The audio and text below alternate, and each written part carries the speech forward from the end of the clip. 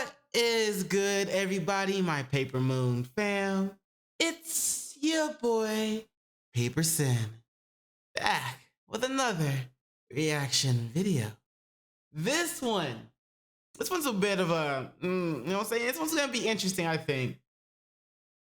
Anyway, this one is called How Birth Control Destroyed a Generation of Women.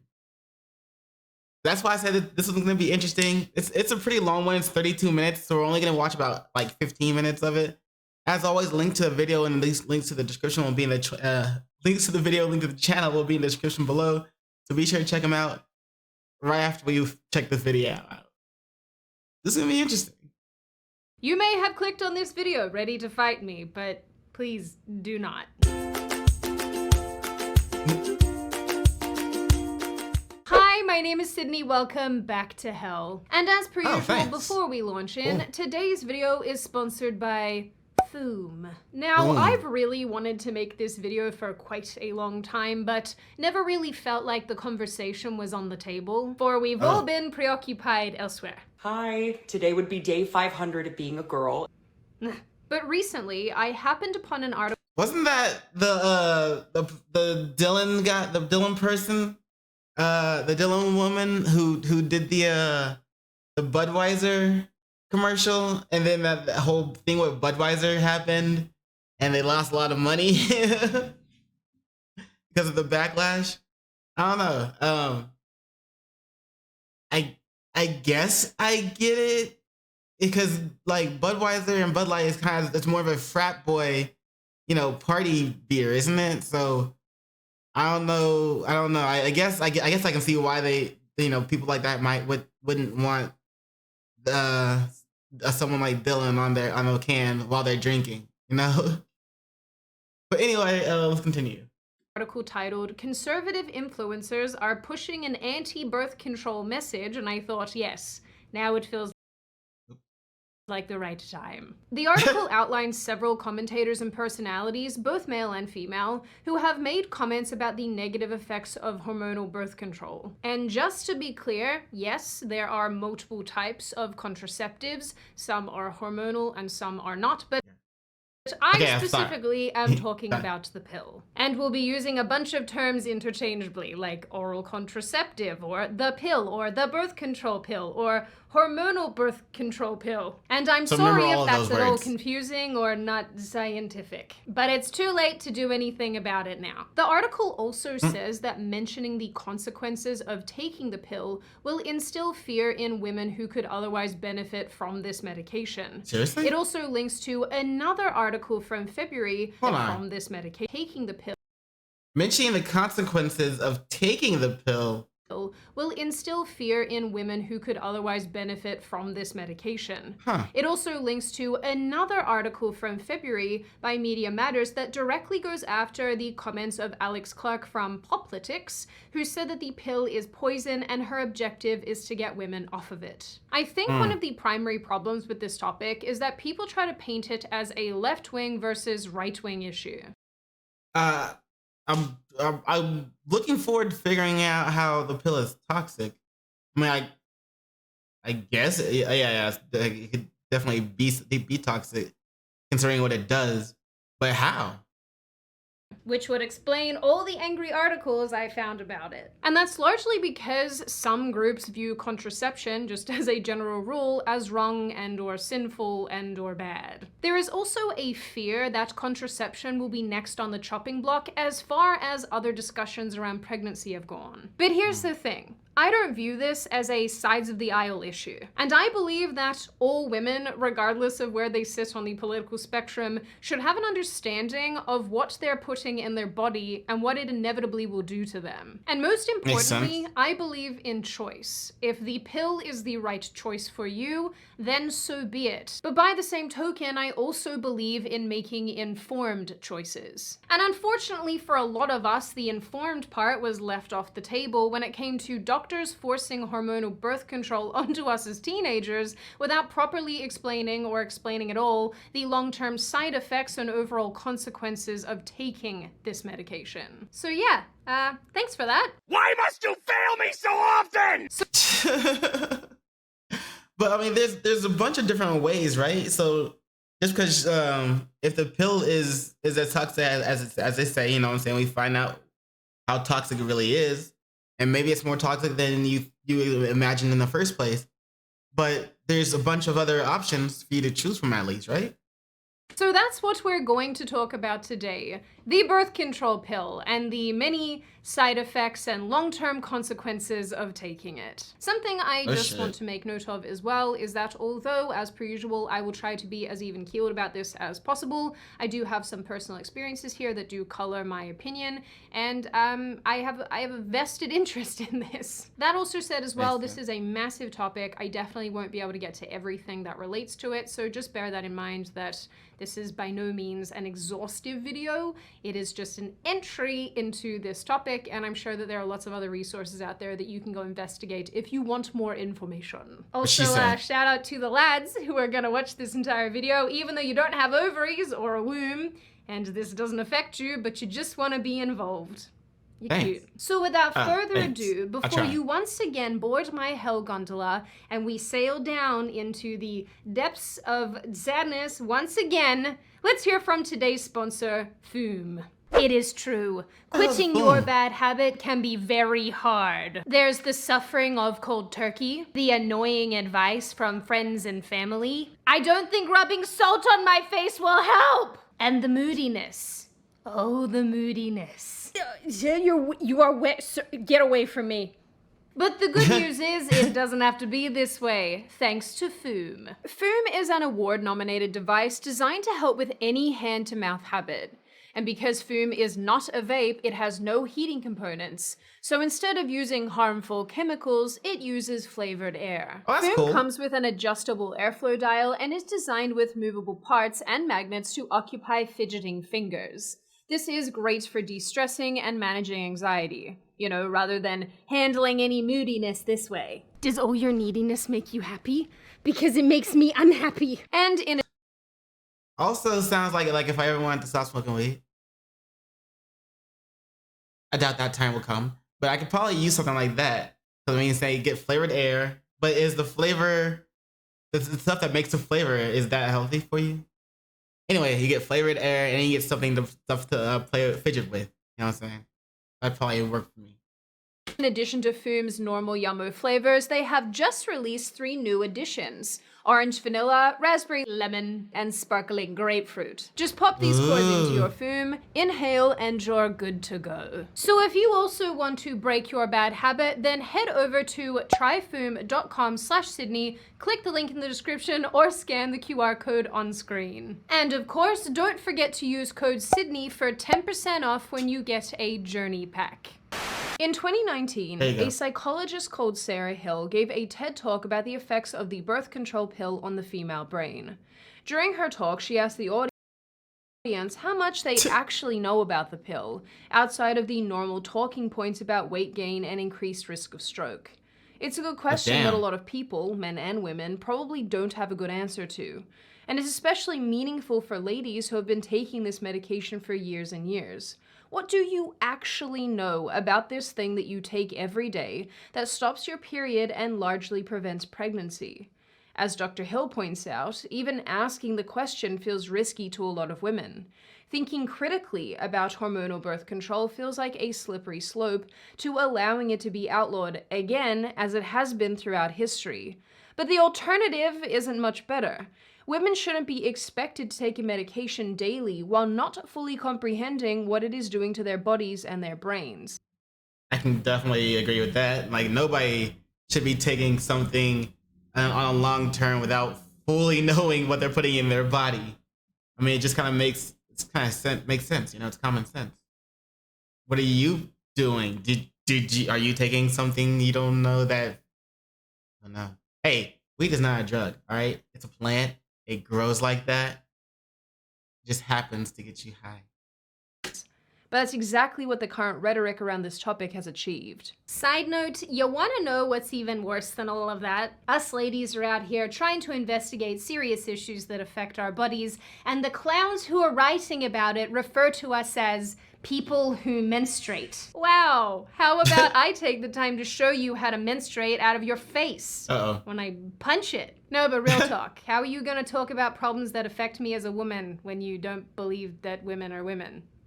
Please explain. Now, while we tend to think of birth control as a modern invention, the reality is that this practice isn't exactly new. Methods for controlling contraception have been recorded as early as ancient Egypt, and one could even argue it appears in the Bible. The ancient Egyptians used plants and honey and crocodile poop from stopping the little swimmies from going where they weren't wanted. While the Bible just kind of tells you to go on and pull out.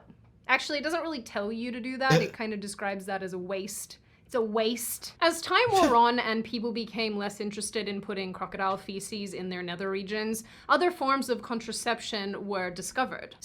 That is nasty. But I mean, they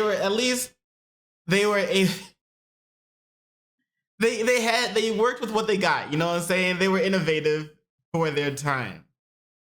But that just crocodile, okay. Cycle tracking, womb veiling, and prolonged breastfeeding are well documented in the United States. In 1873, a social Puritan named Anthony Comstock, which is a bit of an ironic name there, successfully lobbied for laws. There's no way. Comstock,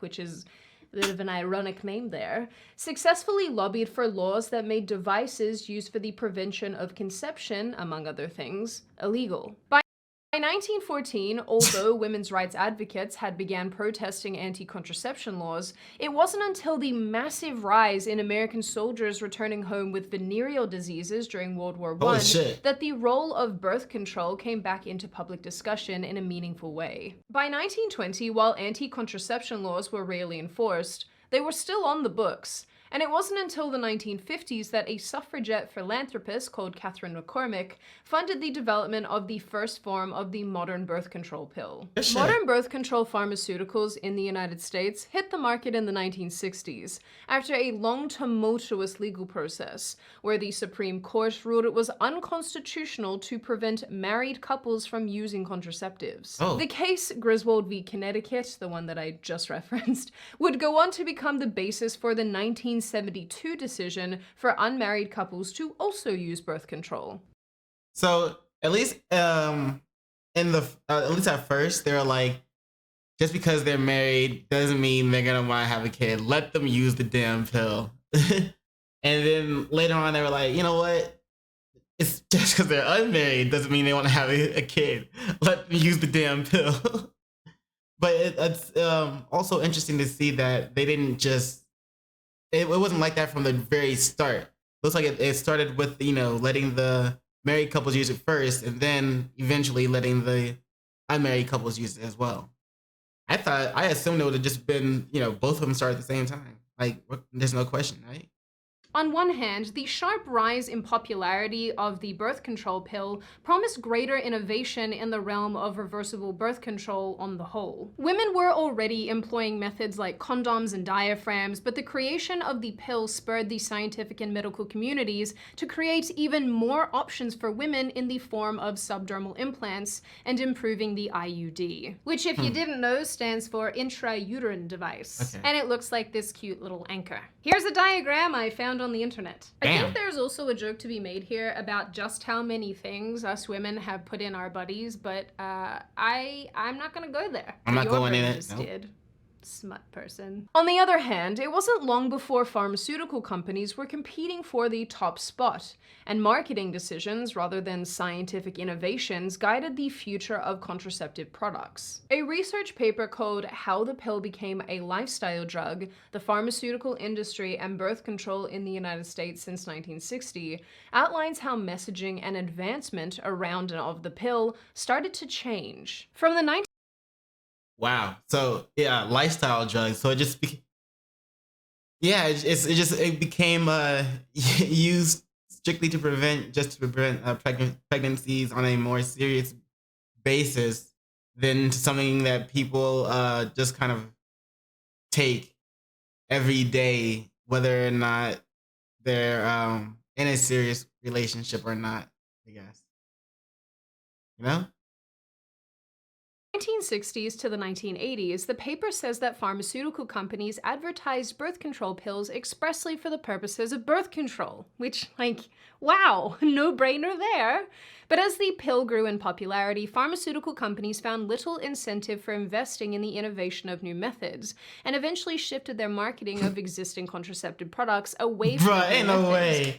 way. That was the the cover for the commercial or for the magazine or whatever ad. Like a bunch of dudes surrounding one And chick, eventually shifted their and it says, I'm on the pill. And she's just having, fun with everyone. She's becoming the community bicycle. Bicycle.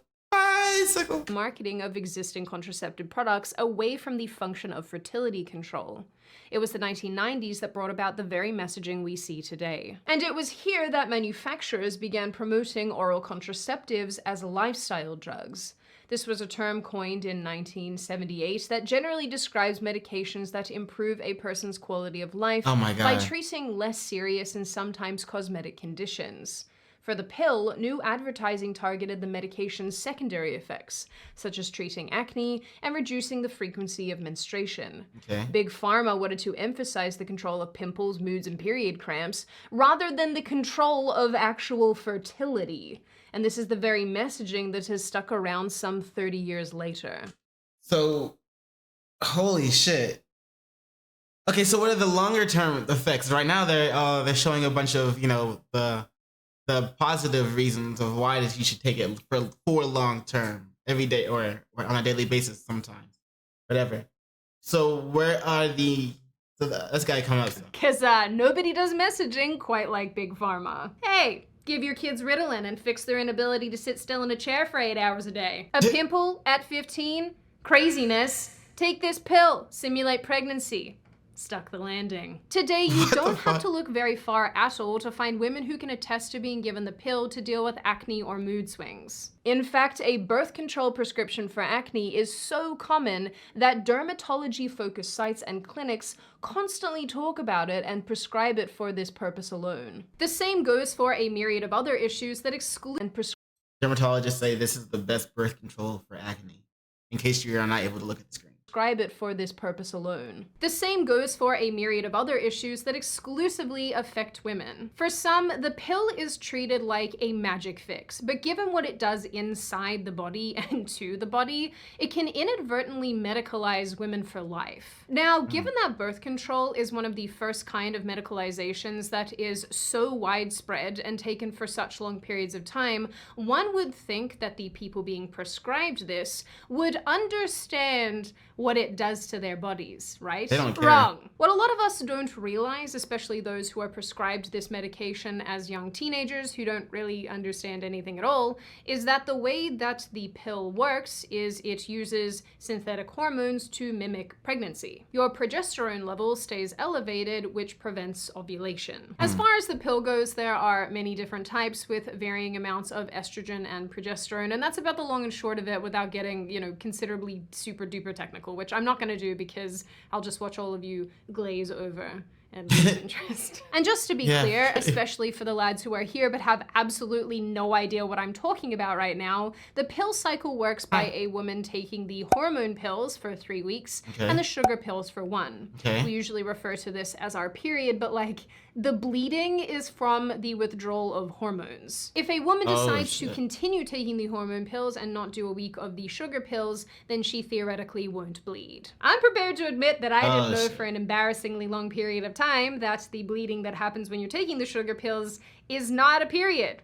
I didn't know that, so Why was this never explained to me? Now, with all of that in mind, if you take to social media and listen to the experiences of women, you find that many were placed on an oral contraceptive in their teen years or early 20s for lifestyle reasons. My positive experience on birth control. I feel like I never hear anybody talking about this, so that's kind of why I want to talk about it. Also, not a single comment on the rollers. I don't know what I'm doing. I'm just trying to do something new. I started birth control back in August of 2020, and it completely transformed my acne. So many women, myself included, were prescribed birth control at a very young age without properly being educated on the long-term side effects.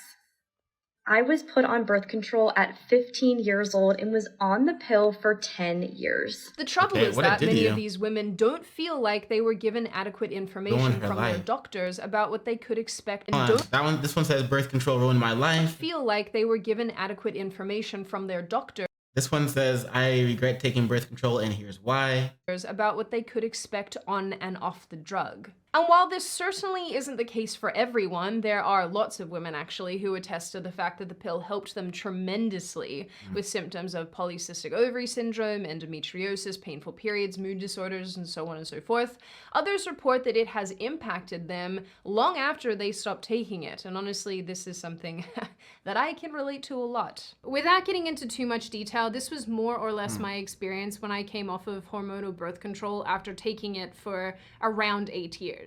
And you know, it is sad to say, but in some ways I've kind of lost hope that some of the body functions and the hormonal functions that I have that were disrupted by taking birth control will ever go back to normal. And I think the even sadder reality there is that I know I'm not alone. It's kind of ironic because in a quest to fix the issues caused by birth control, I ended up going on other medications that just screwed with my hormones further and sort of just ended up in this perpetual loop of trying to fix hormone-related issues with new hormones and just realizing that the entire thing was a circular mess. But wow.